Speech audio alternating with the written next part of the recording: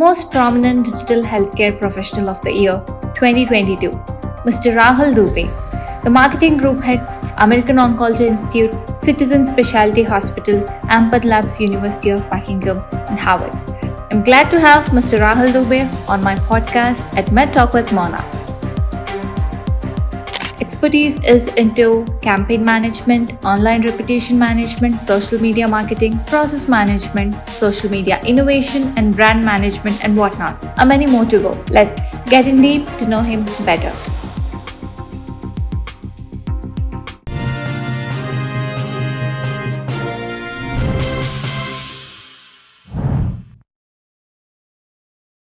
So, the most prominent digital marketer in the healthcare industry of 2019 to 2022, Mr. Rahul Dubey. Hi, sir. How are you? I'm good. How are you? All good. Thank you. Thank you for having me here. My pleasure. So, digital marketing in the healthcare. What? Digital marketing is really important in the healthcare. When this healthcare started, people were not really aware how digital marketing is going to contribute into the healthcare system. But as the technology is upgrading, we realize that digital marketing is the most important functional activity which needs to be included in the hospital or the healthcare sector. For example, you have this hospital setup, n number of patients visits the hospital. You cannot write the entire patient history, or you can maintain the records on a paper or on manual basis. You need a soft copy. Now, if you already have the details of the patient, then you need to do something, right? So once you have the historical data of the patient's diseases or the medical history, you'll be able to suggest better, I would say, ideas to him, or consultations, better op or ip advices from the doctors. And once it is there, it is going to be helpful in in the long run for them, because they can come to us again after 1 year or 2 year. We still have those data of his previous medical history. Basis that, the doctors can advise the medicines or any sort of further diagnostic. So digital has always, in the past 5 years, I would say, it has always been used as the most essential part into the healthcare system. It has not only helped the hospitals, but from the patient's perspective as well, it has actually helped them in maintaining the records, coming to the hospital, understanding the healthcare system, which is very important. Also understanding. So for example, how is it, if I am having any cardiology issue, I probably, if in is in the manual system, I'll have no idea whom I am meeting, who is that person, should we trust on him or not. But before visiting the hospital, if we have an idea, we see the profile on the website, we see the patient's review about the doctor, we see what is the rating on Google My Business. Is this person being appreciated by n number of people, or do we have those negative reviews? So a particular patient can actually decide whether to opt for that particular doctor, or should he go to another consultant who has got better reviews, years of experience, and better success rate. This cardiology is something which affects life and death. So this way. So, as a marketing digital head, right? Yes. You were leading certain hospitals like American Institute of Oncology True. and then Citizens Hospital Correct. and few more other cancer organizations. So, can we know more about your journey through this? So initially, my journey started as a media professional, the digital marketing for media organizations, and then later on moved to the healthcare sector, because the time when I moved to the healthcare system, digital was something which was not spoken about a lot. So I joined Apollo Hospitals in Hyderabad in the corporate office, and started the digital marketing operations for Apollo Hospitals in 2019. And then sooner we saw that there was a huge wave of COVID, and people were restricted to their homes. But still people wanted to spend some time knowing about COVID, how is it going to affect them, is it deadly, because in the initial days, uh, probably even the doctors did not had the exact idea what they're talking about. Like COVID was something very very new, right? So we ensured that the entire communication of COVID, the correct communication of COVID, is reaching each and every person, especially in the Indian subcontinent. Now, what happened? We ran multiple campaigns. There was a decline in the footfall by 90% in the hospital. Now, the hospital has to run and should not only cater to the COVID patients. So, we started running campaigns on the safety, on the rules and regulations, the protocols which we follow during COVID. And in fact, we saw that the footfall actually increased by 30% even during the time of COVID. Okay. And we launched successful campaigns. There was Kavach, Apollo Kavach, which we launched, which gave the holistic solution, 360-degree solution to all the patients. And we touched around 7.9 billion lives during the COVID era when I was with Apollo. Later on, I moved to Paras Healthcare, and then from Paras, I again moved to CTSI, which is a part of Siemens Healthineers. We have three healthcare brands: American Oncology Institute, which is present across 17 locations in India; Citizen Specialty Hospital, which is based out of Nellagandla; and third is Empath Labs, which is spread across 28 cities now in India, with over 250 collection centers. So, as we had this context of COVID, so how do you see the evolution of this healthcare in India post COVID? Initially, people were not very sure or very, I would say, comfortable in doing the video consultation with the doctors. Actually, I'm All pretty curious to know, like, were there any more like evident changes? Yes, they were. The VCs, the video consultations started, home delivery of medicine Yeah, started, and that too in just 3 to 4 hours, true. right? And even certain diagnostic procedures as well, right? Absolutely. Yeah. So there were company like Lal Path Labs, And Tata basic 1MG, infusions at Empath. home. Yeah. So you know now people are more restricted at home because they are getting all the services. Comfort at home. Comfort at home, they don't need to Rush, stand in the yes, queue, wait for their turn. absolutely, absolutely. So in India especially, we saw these changes post 2019, and in fact early of 2020 these changes started, and by the end of 2021 this entire Indian healthcare sector saw a revolutionary changes in taking the medical counseling or anything related with their diseases. In fact, I think after maybe 30 to 40 years, the even the critical surgeries would start being at home. Seriously. Because Of the course, there are certain big shots who have their own OTs at home, if I'm not Yeah, wrong. and also what is going to happen after maybe 25 to 30 years, the actual doctors might not be involved in doing these critical IP surgeries. There will be robots, I and get to see them now. yes. So Semi involvement of robots is gonna turn out to be a fully involvement. absolutely. Currently, we take the help from robots to do the precise surgeries. However, in the upcoming days, we are going to see the changes that these robots are actually performing. The procedure would be fed into their system, and they are going to take care of everything. So you'll walk to multiple restaurants or hotels, you order something, you'll see the robots are bringing your orders. We have couple of them in Yeah, Hyderabad as true. well, right? So that Even is in the kitchen, also some automated stuff to cook and yes, all. absolutely. So that is the revolutionary Just dump changes. all the ingredients together and then the job Correct. done. Absolutely. So these are the revolutionary changes not only into the healthcare sector, but into the entire FMCG market or any market present in India or across world, I would say. So, I think we are not going to see the healthcare being the same which we are currently seeing now. That's something to panic, I believe. No, in fact, it is for good. For example, yeah. Okay, So maybe in doctor's perspective. yes, not from the doctor's perspective. Also, as initially you said, at the comfort of home. Yeah, true. Why do I need to go to the hospital for something which can be treated at home, right? At my own comfort, at my own timings.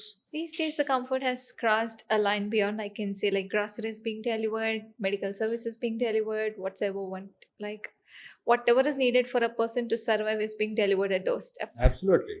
So I'll give you an example. Recently, I was in a place uh, where there was a regional barrier for me.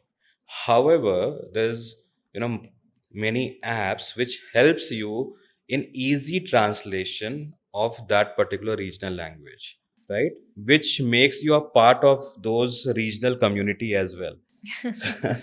Which was very difficult. In fact, I was in China a couple of months earlier, Oh, and I faced a similar situation. And I was actually talking to them in their regional language with the help of these apps.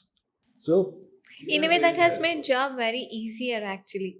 Let's say when a doctor is assigned for a camp or something, and when he's not aware of that particular regional language, of course these apps are being like a huge ground of help. Absolutely, because so initially, what used to happen, Hindi speaking doctor who is probably not very fluent in English language might not travel to the southern part of India because of his language constraint. But it is not the same anymore. They are traveling, they are It's using getting these better. apps. Yes, they in fact, I know quite a lot of doctors who keeps on traveling from one city to another to see their patients, and parallelly he also keeps on doing the consultations with all the patients present across across India, right? In fact, he also ensures that if any medicine or any additional medical help is required, that can also be processed by sitting in, say, Thiruvananthapuram, and the patient is based out of Delhi. Okay. So these are few changes, if I say from the hospital point of view. Operationally, if we talk about, yes, we are going to see a lot of changes. Initially, in one department, we used to have 36 people, 40 people. But as we started using more and more of the AI tools, these numbers are has actually reduced and come down to 12 people. So when we're talking about the locations, Yeah, let's say, but India is precisely, I mean, like it's known for like a very budget-friendly treatment procedures and like amazing medical tourism and all. correct. So do you think like are we using this so-called sector on optimum level? We were not using it, but I think an era has come where people start looking India as their first medical destination, medical tourism destination.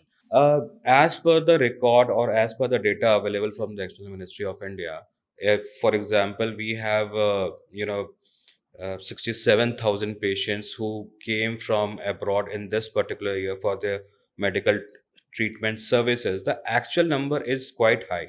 Because people come on tourist visa, but they do come to the hospital to seek some medical help. These are not being captured under medical tourism visa. Recently, the Indian government has started bridging the gap between a tourist visa and medical tourist visa. Oh, so So, that gap is so like yes, so there's a huge gap. So, for example, you have planned a family vacation in India.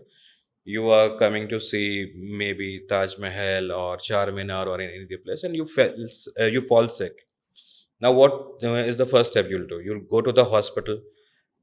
The diagnosis is done, and then you have been diagnosed with, say, any critical injury or critical disease. Now you are not fit to travel. Now your OP visit has actually converted into IP visit. oh.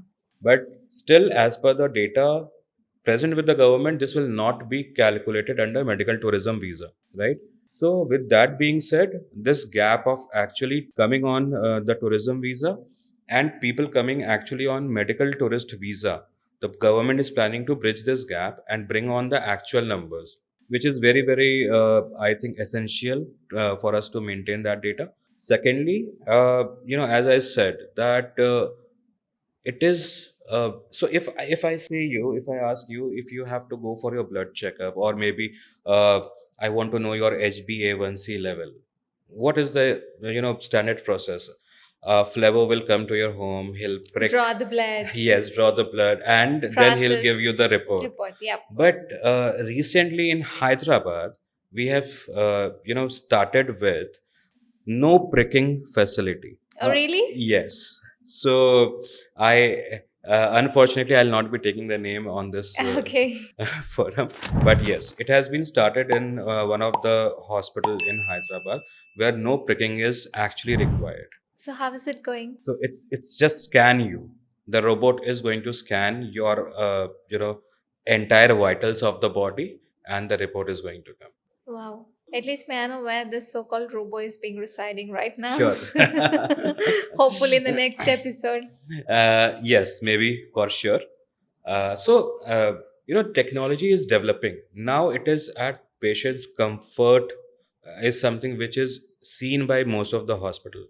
The minimal, invasive surgeries, your robotic surgeries, which hardly takes a day or two to heal, right?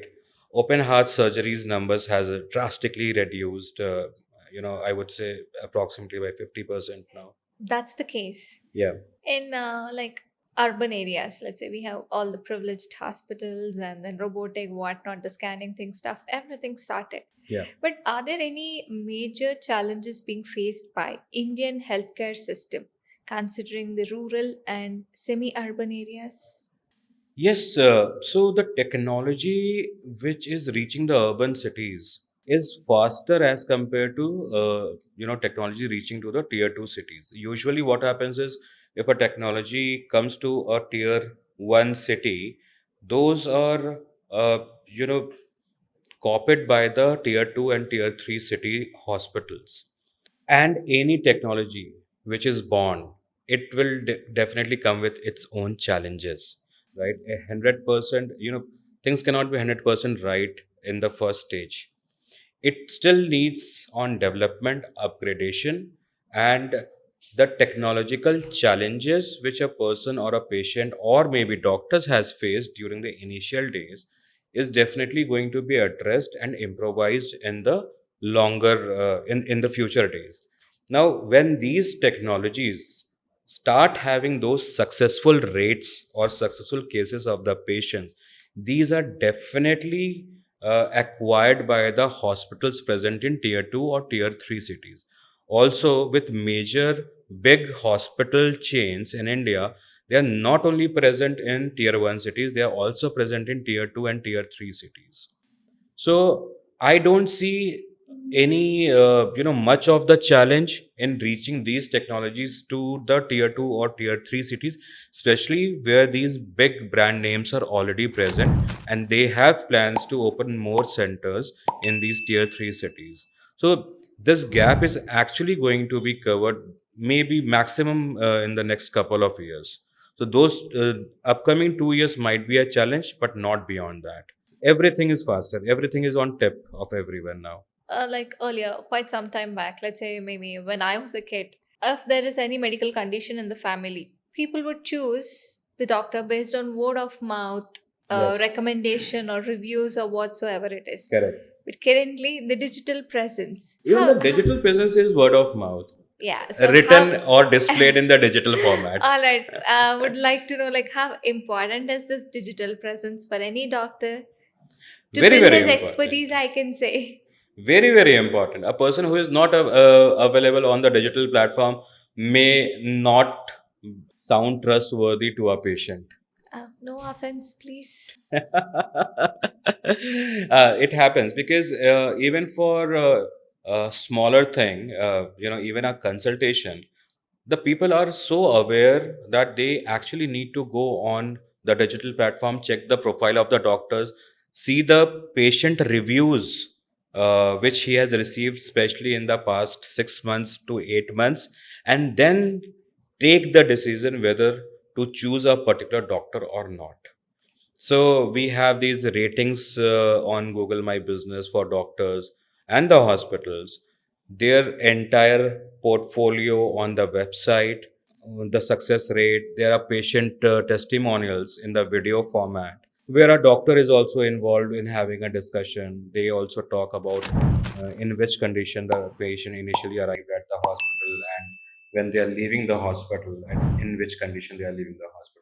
So, once we start seeing these things, our trust automatically builds on these doctors and we become more confident in visiting the doctor, seeking consultation and seeking guidance on our health. Is decided based on the digital search engine algorithm or else the patient referral. I think both ways. Word of mouth referral is limited to one or two or maybe three-person. However, on digital, you have the reviews or the reviews can be good, bad, neutral, anything. But these are by over more than 1,000, 2,000, 5,000 people. Now you have to tell me whether you are going to trust five people's word of mouth publicity or you are going to trust 5,000 people Okay, let's say if that's the reviews. case, I'm confused. No, you should not be confused because these Okay, five I'm new to the cases. town. You are new to the I'm new to town. the city and I'm confused. No, you don't need to because you just need to go on the digital platform, check the reviews of the doctors. People will not lie. Patients will never lie, right?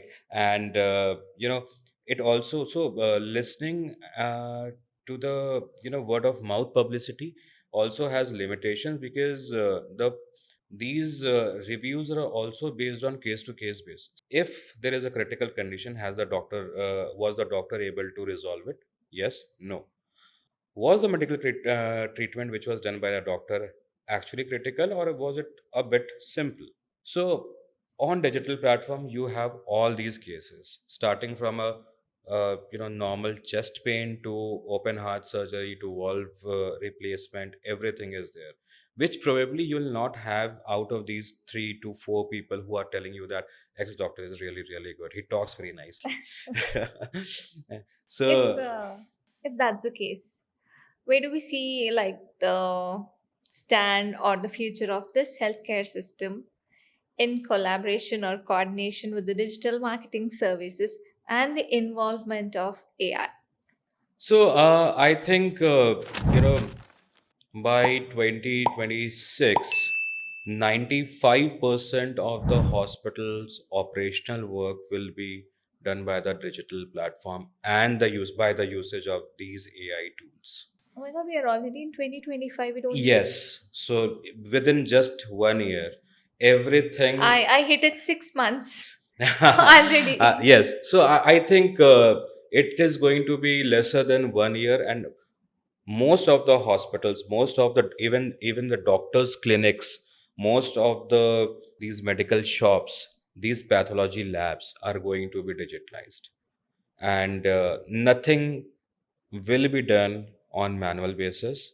So even now I think most of the hospitals has already acquired n number of AI tools, and also now they are looking forward to step inside the machine learning thing, which is more of the advanced nature into the medical and healthcare sector. And definitely you'll not see a single pen probably in the hospitals or anywhere, even not even in the doctor's chamber. So everything whatever he speaks will be automatically written, and a printout will automatically come to you as an advice, and those advices are going to be captured in the system of the doctor and the hospital basis that you will the hospitals are going to engage with you in the long run for any medical help required at any point of time and anywhere in India you go. So one of the hospital who actually not only stores the data of his particular hospital but also stores the data of your different hospitals as well.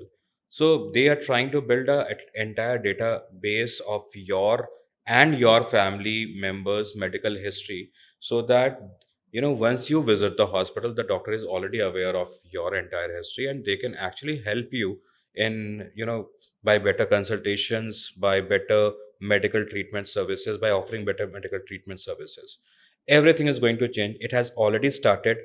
We started it, and I know quite a lot of competition in the market who already has stepped into the AI generation now. And by 6 to 8, within 6 to 8 months, 90 to 95% hospitals are also going to step into this generation of AI.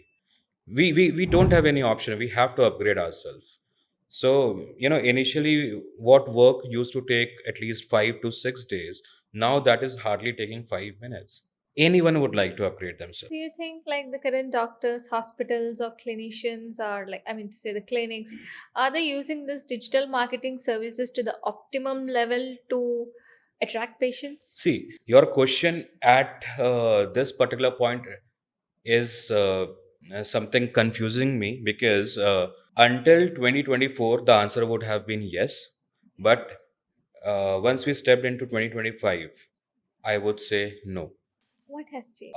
So there has been n number of developments with these AI tools, which has actually changed the way how we used to look at the digital marketing services or these verticals. By 2024, we were doing the digital marketing, but not really in the way now we used to do. Now we are actually doing, and this is also an evolutionary change which we are going to see in the next couple of years as well. The AI tools which we think today is actually helping us, they are also going to upgrade themselves. And I don't know what is the next level, but definitely there's going to be an I have upgrade. a picture, but I don't want to mention that. So recently, yes, I have seen multiple people using AI for to Every tiny thing. yeah, anything. See, these days people have like they turned out to be in such a way that if they feel something unusual with their body or something, they directly go for the diagnostic center, Yes. give a list of their own investigations, get the things done, and then enter the reports in the chat GPT. Diagnosis done. Sorted. Yeah, that is. And also you don't need to go to It the diagnostic hurts. center. I On mean, being a they're doctor, going when to I get to come. hear that it hurts. True. Things have actually reshaped, and it is going to further reshape in the next 1 year itself. It's not going to take long. So there was from manual coming from manual to digital platform. It took decades into the Indian healthcare system.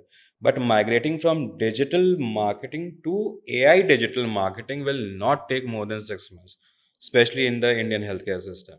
So, do you think are there any common or remarkable mistakes being done by the doctors in utilizing this digital marketing services?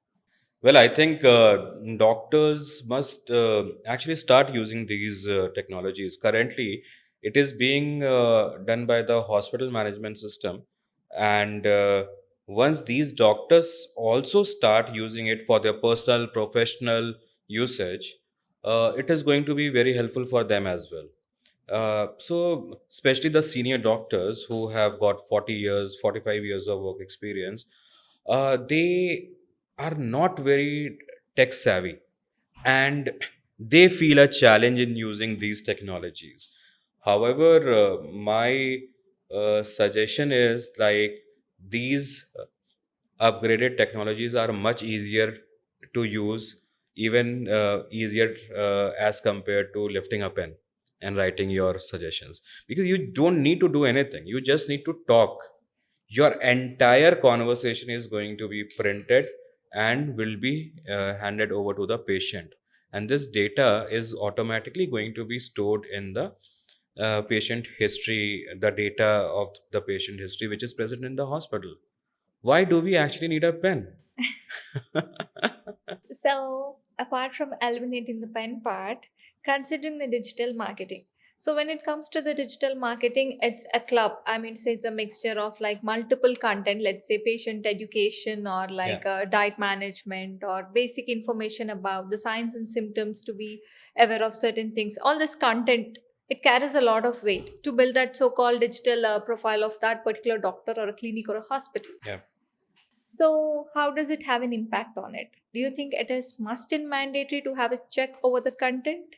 Yes, it does, because the Google search engine, the algorithm of Google, will only crawl if you have the correct content on the website. Now, by correct, I mean The details mentioned on the website should be authentic.